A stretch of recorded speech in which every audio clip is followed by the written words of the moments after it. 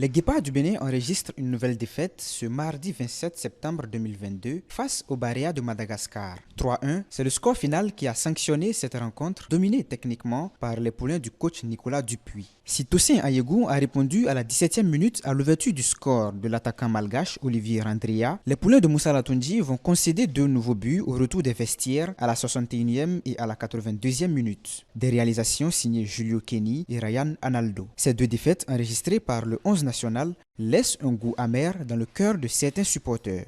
Les Béninois ont joué, ils ont eu une défaite. Ça a été un peu pitoyable puisqu'ils ont dit qu'on a changé de nom.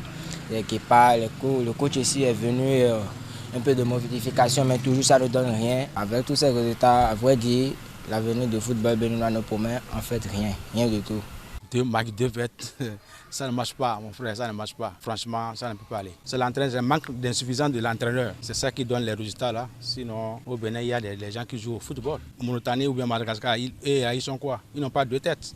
Il y a beaucoup de manque de compétences avec l'équipe béninoise et que cela dévalorise le pays. Ça ne donne pas de courage parce qu'au vu de tout cela, il n'y a toujours pas d'amélioration. Si c'est qu'on va toujours rester avec ces joueurs dans l'incapacité à mener des coachs et pas de modification, pas de progrès et pour améliorer les statistiques, je vois que le football béninois ne promet du tout absolument rien. Ces amoureux du cuiron pensent que le problème de cette formation béninoise se trouve au niveau de son sélectionneur actuel. Rien ne va.